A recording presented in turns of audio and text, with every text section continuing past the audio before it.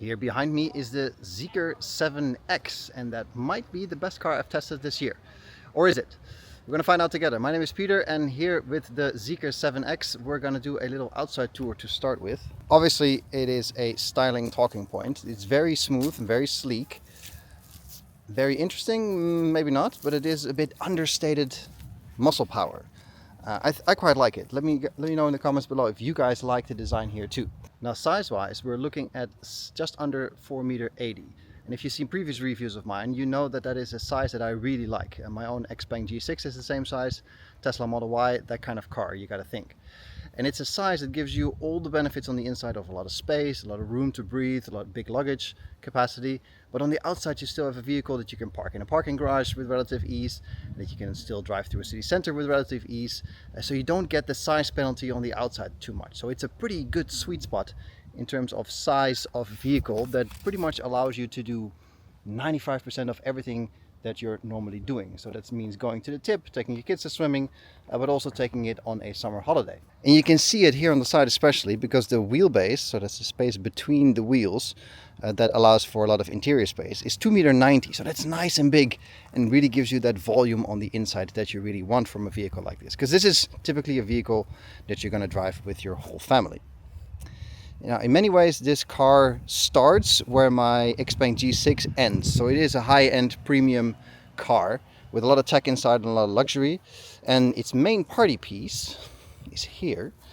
Now, obviously, you see the recessed door handles. Nothing new there. Good for aerodynamics, always well. But there's also a button here. If I press that button, the door opens. And you think, oh, okay. And if I do the same here in the back, you can see that all the doors open like that. Now, on the one hand, this is complete nonsense because, you know, there's nothing wrong with opening the door yourself, and it makes everything much more complex with motors and sensors and everything. On the other hand, it is a little bit like having an electric boot lid. Not really necessary, but once you're used to it, it is actually kind of nice. And I caught myself twice this week that I had this car now, getting in a car that doesn't have it, thinking, too bad the door isn't electric. So I fully agree that this is nonsense and is, you know, spielerij for people in Rolls Royces.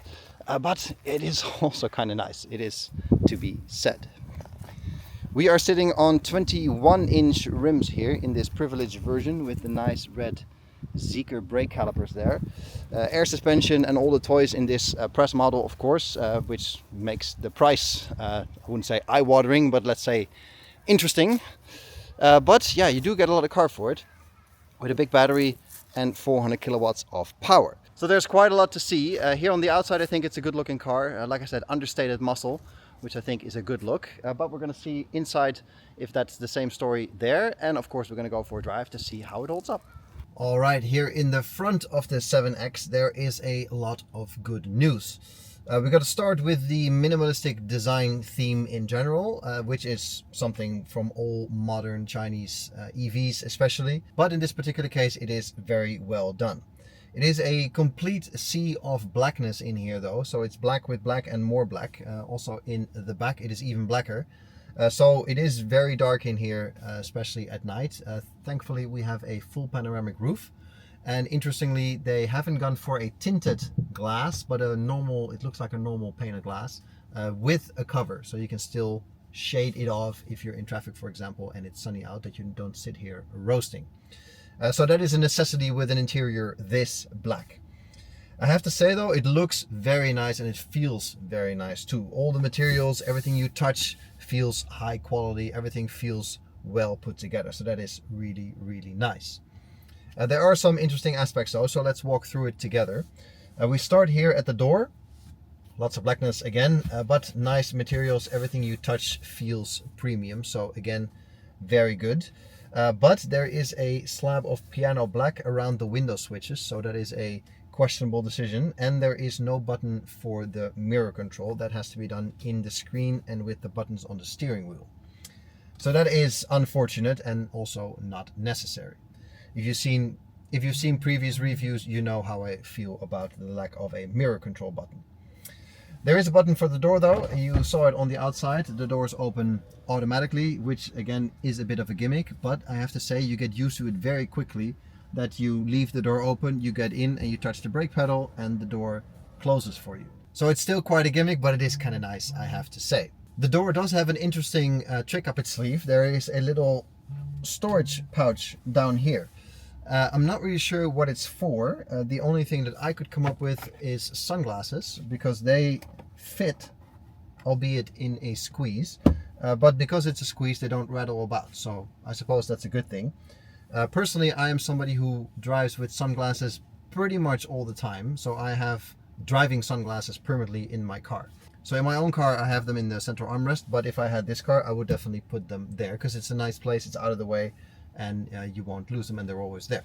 So that's the door. There's pretty deep door bins that are lined with rubber on the bottom and felt on the sides, so that is to prevent any kind of rattling. And there is the grill for the sound system. You can see the speaker grills all around the car for a Zeekr sound. So that's the Zeekr only sound system, which is a departure from the Yamaha systems we saw in previous Zeekrs that we drove.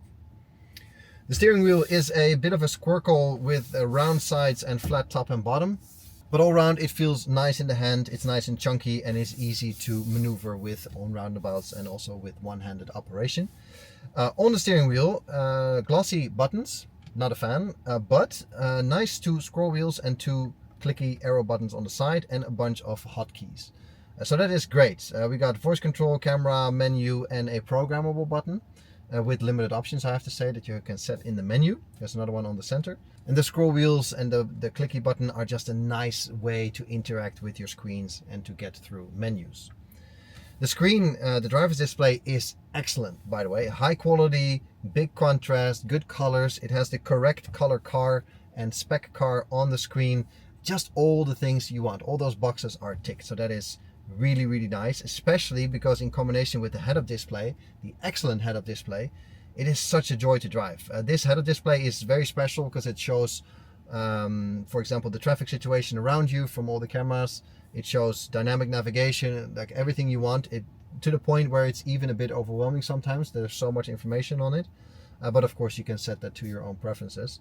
And those two in combination, it's just really nice, especially with that head-up display being so rich in information if you want it to be. It is very nice in combination with that high quality driver display. What's not so high quality is the interior lighting. You can see this green strip here throughout the whole dash, on the doors, and also in the rear. This looks a bit cheap to me. It is. It doesn't look nice in the dash. It's not integrated at all. It feels like it's sort of slapped on.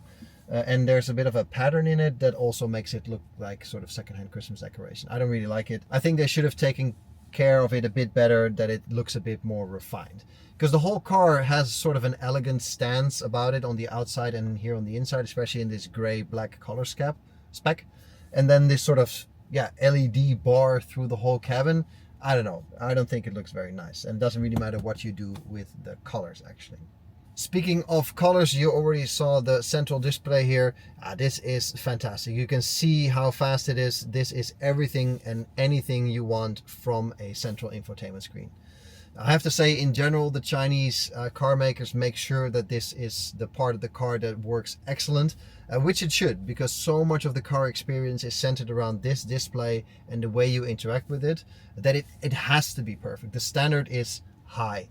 And I personally feel it can really ruin your experience with a car these days if this is not up to par. Because every single time you are in this vehicle, you have to interact with the screen. For little things like turning off the speed warning beeps, to big things like setting up the way the car responds, the suspension, the driving profiles, and so on. And if every time you touch the screen it is not nice to work with, then every single time you're in the car, you're having a bad experience. And with processor speed like this, with graphics like this, it is everything you want. It is fantastic. Really, job well done. And of course, with these systems, the updates that come over time make the car better, improve the car, improve the experience all around. And Zeekr does that really well. So the screen is great. What's also great is the bunch of buttons underneath. We have a driving mode button, so that's very well appreciated that you don't have to do that in the menu. There's a boot open button, there's a physical volume button, there is a hotkey, programmable like the one on the steering wheel, and there is a button to open the glove box. Yes. As I said in the previous video of the 001 that had a similar button but capacitive, that is absolute nonsense. This is a solution to a problem that did not exist, and you will not convince me otherwise. The thing I don't like about these 5 buttons is not the fact that they're there, but the choice of function. The driving mode is a good button, but I don't really need the boot open button here. It would have been fine to have that in the quick settings, for example, here in the menu. And the same goes for the hotkey and the glove box button. I think they should have made those into climate control buttons, or at least basic ones for temperature up, down, and fan speed up and down, for example. Because now I still have to do that here in the menu of the screen, and that's always a bit of a faff, and that's just nicer to have that as a physical control. So, you know, if you put buttons there anyway, either make them all fully programmable or do it for the climate control, because that is just easier, apart from that drive select button. Then the center console, 2 wireless charging pads here. My phone is on it, as you can see. We have a closable, slidable cup holder area. So the cup holders, they pop out like so. Not the best solution, but it does allow you for a bit of flexibility that you can put them out of the way and then you just have storage. So, okay. Close this up. We have a dual opening possibility for the center armrest, and this is quite deep. You can easily put a whole 6-pack of cans in here without too much issue. So that's actually nice and very usable. And there is even more space underneath the floating part, underneath the wireless chargings. So there's 2 USBs there for your wired charging, and there's enough space for any junk you got flying around in the car that you still need to be able to reach easily. So that's the front of the car. The seats are excellent and not super supportive in terms of cornering and hugging you in place or so on. But this is not a car that really invites you to do a lot of very crazy cornering despite its power. But we'll get to that in the driving part. That also means that they're not too squeezy for me here, especially around my back, so I fit in them quite comfortably. They're 21 fold adjustable in 47 directions, so everything is there, heating, cooling, you name it. And there's even speakers in the headrest here. So all around very, very nice. Very pleasant, and it gives me the ability to find a good driving position. I can see the flanks of the car really well. And that is something you really want with this kind of power, and of course with the size and weight of the vehicle as well. Not as extreme as the 001 that we drove in the previous video, but still it is a large and heavy vehicle, and it's a very powerful vehicle. So you do want to feel that sense of being in control of the vehicle. Besides the light strip, nothing to really complain about. It's a high quality interior, the materials feel nice, the quality is good. And it is really where my Xpeng stops, this car begins. Although I have to say the lighting in my Xpeng is much better. And the mirrors in my Xpeng are also nicer. These mirrors feel a bit small, even though I didn't measure them, but they could be a bit bigger for the size of the vehicle. Not that you're really shortchanged, because there is an excellent camera setup here. High quality cameras as well, so that's really, really good. What's not so good is the view backwards. Letterbox does not even begin to cover it. The rear window is too small. We're going to start the driving part of this video here with a little bit of inner city driving in the town where I live, because this is a car that needs to be able to do it all. This is typically a car that is your primary and only vehicle.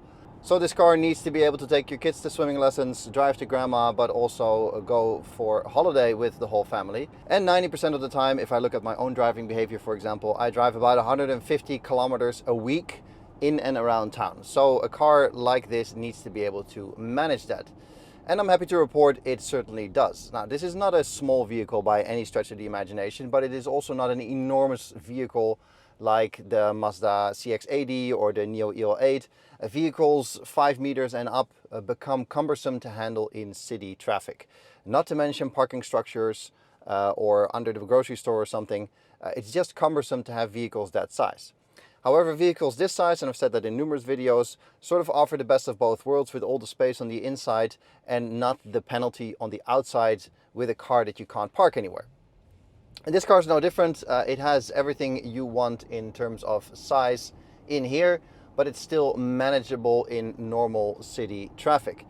And then when you get to a parking structure, or when I park underneath my house, for example, there's still plenty of space there to maneuver, and it doesn't become like a surgical operation, like, oh, I have 3 millimeters on each side left. So that is great. Then sitting here, I have excellent overview of the road. I have excellent overview of the car. It's easy to place despite its size. The camera system is excellent, high quality, so you can trust it judging how you're parking, and if that is still too much for you, you can use the automatic parking function. That doesn't always work as well as you might hope, actually. But for me as a driver, there's a lot of light, there's a lot of information coming to me, which is great. I have excellent view around the car, also in the dead spots. So that is great. It makes you confident in driving this car through traffic like we are doing now. There's not really that much to complain. The only thing is the view backwards in the mirrors. The side mirrors are not that big. I haven't measured them or anything, but I have the feeling they should be at least 1 or 2 sizes bigger. And the visibility rearwards through the mirror is poor at the best of times, because it is a letterbox at a bit of a stretch even. So that is not great. But other than that, it is a good place to be. Now, of course, with the powertrain that we have, you are easily the fastest car in traffic at all times. And of course, it is way too much power for any kind of city driving. In the city, you definitely want to have it in the most relaxed setting, because otherwise the gas pedal gets nervous, like I already said in other Zeekrs as well. It is not as bad in this one though. It's a bit more calibrated in the sport mode. It's not as nervous, but still it becomes cumbersome to drive smoothly and not too jerky. I have it in the comfort setting now, and then the gas pedal is nice and long and compliant, and it makes it easy to smoothly drive, roll towards traffic lights, creep over roundabouts and so on. So that's very pleasant, and of course with the four-wheel drive system, even in the most slippery of circumstances, you have more grip than you can ever need. So all around, the city driving is a pleasant experience. Here in the back of the 7X we have the same electric doors, which is nice. My kids are 8 and 11 and they think it's fun 2 or 3 times and then sort of forget about it. I wonder how that is with little kids though, if that becomes a thing that they constantly mess about with or not. Something to consider, I suppose. There is a lot of good news back here. It is just as black as in the front, but it is very spacious and airy here. I'm 1m83, 90 kilos, and I have a full hand of space between my knees and the driver's seat. That's in my driving position. So that is fantastic. There's also so much room under the seat for my feet, and it is a virtually flat floor, so I can move across the entire width of the car without having to twist my foot in all kinds of angles. So space-wise, it is fantastic. Light-wise, it gets interesting because we have, of course, the panoramic roof providing a sea of light in here, which is an absolute necessity, especially because the side windows are quite heavily tinted. You can probably see it on this camera, the difference between this window and the roof, or this window and the rear panel. It is quite heavily tinted, which is something you especially notice in parking garages where you don't see that much.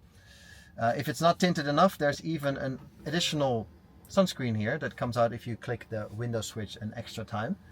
So, you know, like this, it is fully shielded from the sun. But that presents a problem, because if it is so sunny you need both of these, then obviously you also want to close the cover of the panoramic roof, because this glass is not tinted, like I said before. And then it still becomes very claustrophobic back here. So that is a bit of a strange mix. That, yeah, you have the heavy tint and then no tint here, which is fine for the light, but not when you close the roller, which you probably will when it is sunny anyway. So I think the more heavily tinted option is a better solution. There are a lot of good solutions back here though. So for example, we have a drawer underneath the bench, 2 drawers, for anything from magazines to books to candy to games for the kids. So that is great. The Isofix cover is a piece of Velcro, so that is great too, and it's attached obviously to the seat. There is a deep door bin, there is nice speakers, there is a seat pocket in front of me. So basically everything you can wish for with this amount of space. And then we have some buttons on the side of the seats to automatically recline and incline. I'm not really sure if you need to have a motor for that, because not really necessary, I think, but it does give that extra little bit of luxury feel. The same goes for the armrest. It is just a little bit higher quality than the generic armrest we've seen before. So still open exposed cup holders, not ideal, but they are not the flimsy flubbery ones that we see in so many cars. Also, when we open this, we have a nice compartment with 2 USBs for charging, so that's handy too, except that when you put your phone in, a Pixel 10 Pro XL, Like this, it doesn't fit at all, and like this, it fits so snug that there's no room for a cable anymore. So you can't charge anything in here unless it is something really small that has a USB cable.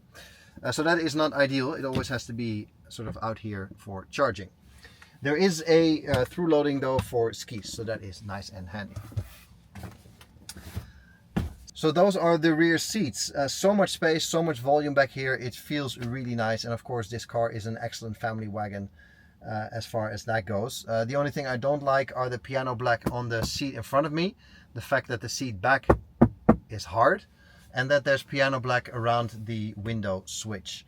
Those are very questionable choices, I think, along with this interior lighting that I also didn't like in the front. But those are details. Other than that, it is a very, very comfortable and pleasant place to be back here. Of course, a little bit of highway driving as well. Currently in a rainstorm, which is actually a nice point to start with. Obviously, this is a large vehicle, heavy vehicle, a lot of power, 400 kilowatts, and it has four-wheel drive. And that is in general a good recipe for highway cruising, of course, but especially in circumstances like this, four-wheel drive gives you that little bit of extra sense of security that you want from a vehicle with this much power. I've said it in other videos too. I fully accept that in the Netherlands here we don't really need four-wheel drive in any circumstance. Those 3 days a year that it's too slippery, get better tires. But in a car with approaching 600 horsepower, this much weight, and typically a vehicle that you transport your whole family in, I do think it is a necessity. Anything really over 300 horsepower does require four-wheel drive. So that even in circumstances like today, it hasn't rained in weeks, so there's probably a lot of grease on the road. It is nice to have that little bit of extra security, knowing that you have that four-wheel drive, that your car won't spin on you on an on-ramp. You can imagine sitting here, it is everything you want from a family cruiser. The big battery obviously helps. The fast charging helps. Earlier we were doing a quick top up, 300 kilowatts, easy, no problems, and you're laughing at everybody in BMWs and Skodas. So that's just really adds to that cruise experience that you want from a vehicle like this. Then sitting here, obviously with the 45 adjustment seats, the adjustments you can do with the screens and the way it interacts with you, the good view out, the pleasant sort of cabin and atmosphere in here, it's delivering on everything you want from a car that needs to do it all. There isn't really much to complain, I have to say. It's fast, obviously with this kind of power, any situation, any overtake, any on and off the highway is easy, especially easy to create situations for yourself, to get out of the way of a truck that's merging, to get out of a little spot where it's a bit busy. It just gives you so many options to work with the traffic if you have this kind of power always available. And it just makes it so nice. It makes it almost intuitive to drive, like, oh, I need to make some space. Oh, I need to get in that gap to get the exit. It's just really, really nice. And it does give you an extra sense of security and calmness over traffic that you can always respond accordingly. And all around, everything is high quality. The screens, the tech, the head-up display, the materials, everything feels really nice. And that's also necessary because Zeekr is not a new brand anymore. It's sort of an established brand, I suppose, but it's still a relatively unknown brand. And that is not to say that their cars are not good, obviously, but it is a car that you need to get convinced by, I would say. And I think getting in this car, also in the Zeekr X that we drove in a few videos ago, you get in and immediately you feel, oh, this is done properly. And especially in this one, I think for the money you get a great package, all-round capabilities, and basically a car that you can use 95% of anything that you throw at it. Do you have to go for this fully loaded version? Obviously, if you can afford it, absolutely, but you can also go a bit further down the range with a bit less power and rear wheel drive only. That is probably a decent option as well. Personally, if I could afford it, I would always go for the top of the line version in this one. Let me know in the comments, what do you guys think about Zeekr as a brand and about this car in particular? Is it worth considering? Should it be shortlisted? I do think so. If you're in the market for this kind of car in this kind of price range, it is definitely something you should at least experience to see what's what and what's in it for you. That's all I got for you in this video though. Thank you very much for watching. Give it a thumbs up if you like it. Let us know in the comments below if there's anything you would like to change in the videos, because we do really listen to that, so let us know. And also subscribe to the channel, because we're growing hard and we can use all the support that we can get. We want to go towards 50,000 subscribers soon. So we need your support for that. So please do subscribe if you like what we do. For now, thank you very much for watching, and I'll catch you guys in the next one. Cheers!